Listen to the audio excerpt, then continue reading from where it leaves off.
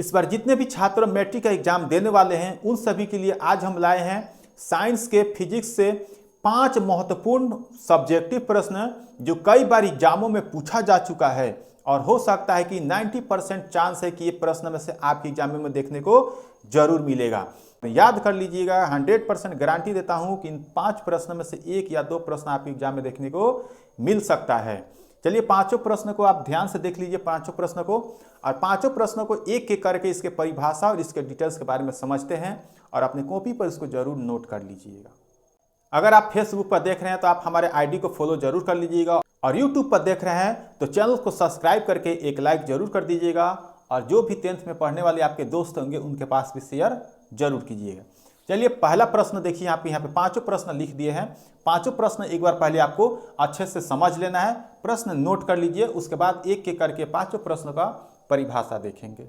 पहला प्रश्न क्या है? वास्तविक प्रतिबिंब और काल्पनिक प्रतिबिंब, उसी को कहते हैं आभासी प्रतिबिंब। ठीक है, दोनों में अंतर पूछा है। जब इस प्रकार से अंतर पूछता है तो आपको एक बात ध्यान देना है कि पहले वास्तविक प्रतिबिंब का हेडिंग डालेंगे, पहले वास्तविक प्रतिबिंब का बीच में हेडिंग डालेंगे, उसके बाद उसका अंतर लिखेंगे नंबर डाल के, फिर आभासी या काल्पनिक प्रतिबिंब जो भी क्वेश्चन में लिखा हो उसका हेडिंग डालेंगे, फिर उसका अंतर लिखेंगे। आप उस तरह से भी एग्जाम में लिख सकते हैं।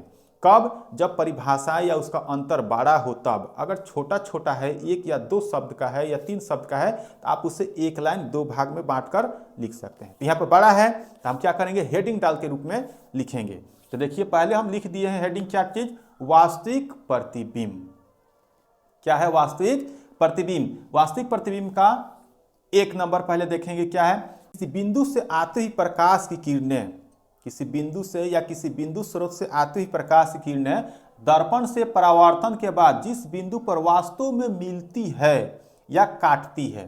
ध्यान दीजिएगा, किसी बिंदु स्रोत से, जैसे प्रकाश है, सूर्य है या बिजली का बल्ब है या लालटेन जल रहा है, चाहे कुछ भी हो जिससे प्रकाश उत्सर्जित हो रहा हो, निकल रहा हो, उस बिंदु से यानी वहां से प्रकाश की किरणें आ रही है, तो प्रकाश की आती हुई किरणें दर्पण से परावर्तन के बाद, दर्पण से टकराकर परावर्तन होगी, तो परावर्तन के बाद जिस बिंदु पर वास्तव में मालूम चले कि वो काट रही है या मिल रही है, उसे वास्तविक प्रतिबिंब कहेंगे।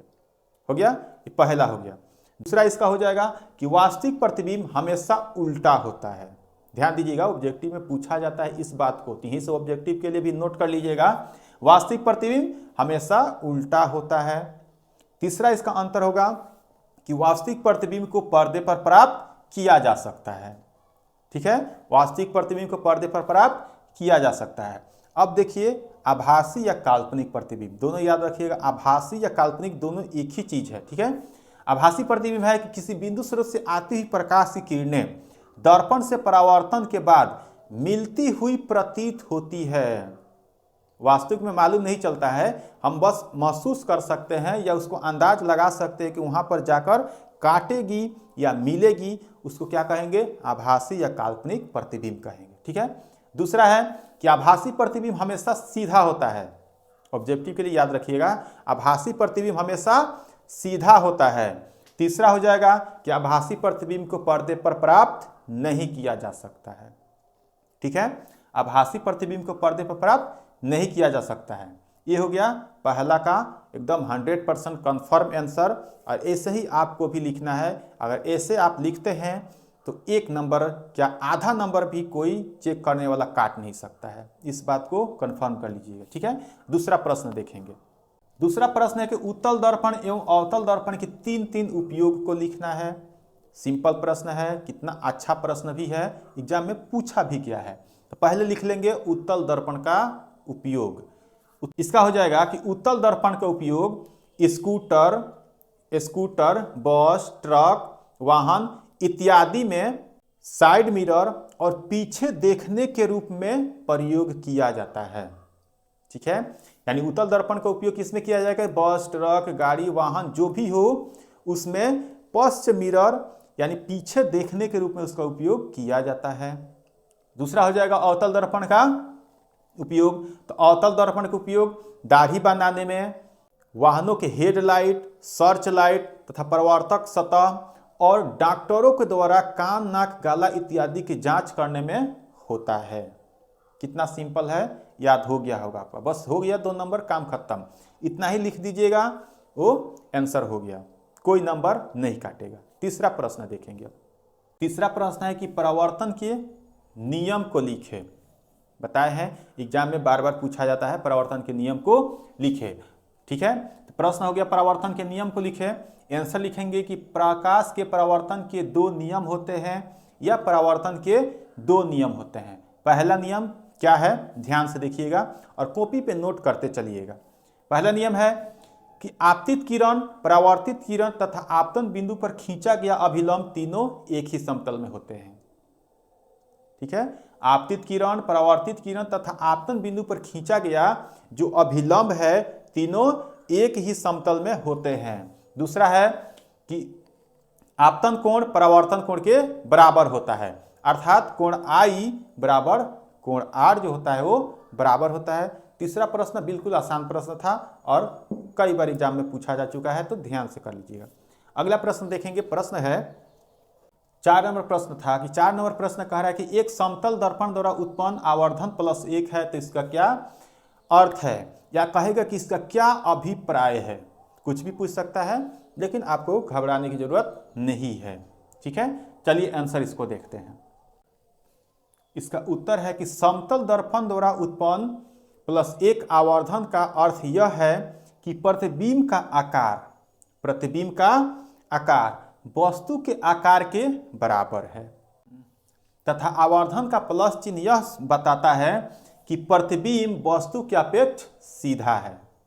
आए समझ में, यानी +1 जो दिखा रहा है तो उसमें का जो 1 सूचित करता है वो वस्तु प्रतिबिंब का जो आकार है वस्तु के आकार के बराबर है, और उसमें का प्लस चिन्ह जो सूचित कर रहा है, ध्यान से देखिए, उसमें का जो प्लस चिन्ह सूचित कर रहा है वो बता रहा है कि प्रतिबिंब जो है वस्तु के सापेक्ष सीधा है।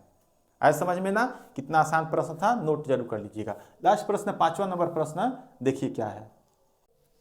कह रहा है कि हम वाहनों में पश्च दृश्य के रूप में यानी उत्तल दर्पण का प्रयोग क्यों किया जाता है, यानी वरीयता ही क्यों देते हैं। कहने का मतलब है कि गाड़ी चलती है तो पीछे देखने के लिए देखिएगा, ड्राइवर के सामने देखिएगा, सामने बगल में और उस साइड खिड़की के पास यानी दरवाजे के पास 2 शीशा लगे होते हैं, बड़े बड़े शीशा लगे होते हैं, और साथ में ड्राइवर के सिर के जस्ट इधर बीच में एक शीशा लगा होता है।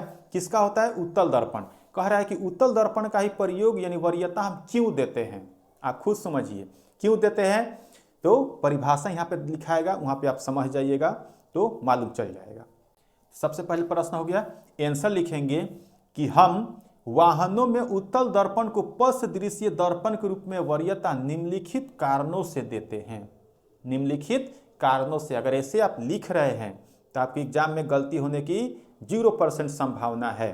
डायरेक्ट आप लिख दीजिएगा आंसर, तो हो सकता है कि नंबर कुछ कम हो सके और लिखने के हिसाब से, लेकिन हम जैसे बता रहे हैं या जैसे आप लिखे हुए हैं अगर वैसे आप नोट तैयार करते हैं तो नंबर कटने की कोई चांस नहीं है।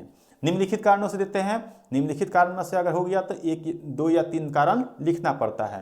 तो पहला कारण देखिए, उत्तल दर्पण में वस्तु का प्रतिबिंब हमेशा सीधा बनता है। लिखवा चुके हैं इसके पहले वाले प्रश्न में, क्या है कि उत्तल दर्पण में जो वस्तु का प्रतिबिंब बनता है हमेशा सीधा बनता है। मान लीजिए कि पीछे से गाड़ी आ रही है, उसको ड्राइवर को देखना है तो सीधा बनेगा, तो पता चलेगा कि गाड़ी जो चल रही है, कोई भी कार, बस, ट्रक इत्यादि, वो किस दिशा में आ रही है, कैसे मालूम चलेगा, तो सीधा बन रहा है, इसी कारण। तो पहला क्या है कि उत्तल दर्पण में हमेशा वस्तु का जो प्रतिबिंब होता है वो सीधा बनता है। दूसरा कारण देखिए, दूसरा कारण है कि उत्तल दर्पण बड़े आकार की वस्तु को छोटा बनाकर दिखाता है। उत्तल दर्पण में बड़े आकार की वस्तु यानी बस या ट्रक या कोई भी वस्तु हो, उसको क्या कर देगा, छोटा बनाकर, यानी उसका छोटा प्रतिबिंब बनाकर दिखाएगा। तो देखे होंगे लोग, आप लोग भी मोटरसाइकिल चलाते होंगे लोग, या गाड़ी में या कोई भी कार या बस में बैठे होंगे लोग, तो पीछे बड़े बड़े बस, ट्रक इत्यादि आती है, और दर्पण कितना सा होता है, मात्र छोटा सा। दर्पण मात्र छोटा सा होता है, उत्तल दर्पण इतना सा, ऐसी में बड़े से ट्रक को दिखा देता है, मात्र इतना सा। ठीक है, साथ में छोटा करके दिखा देता है, और क्या बनता है, सीधा भी बनता है। जब सीधा बनता है, छोटा बनता है, तो मालूम चल जाता है ड्राइवर को कि वस्तु किस दिशा से आ रही है, कैसे आ रही है तो सतर्क हो जाता है और गाड़ी को आसानी से चलाता है। ठीक है, तो ये रहा 5 प्रश्न। पांचों प्रश्न में से कई बार एग्जामों में 5 प्रश्न आ चुका है, तो हो सकता है कि आपके एग्जाम में जरूर आएगा। 5 प्रश्नों को नोट कर लीजिएगा और फेसबुक पर देख रहे हैं तो आईडी को फॉलो जरूर कर लीजिएगा और यूट्यूब पर देख रहे हैं तो चैनल सब्सक्राइब कीजिएगा और लाइक जरूर कर लीजिएगा। ऐसे प्रश्न बार बार आपके लिए एग्जामों तक लाते रहेंगे जो आपके लिए महत्वपूर्ण होगा।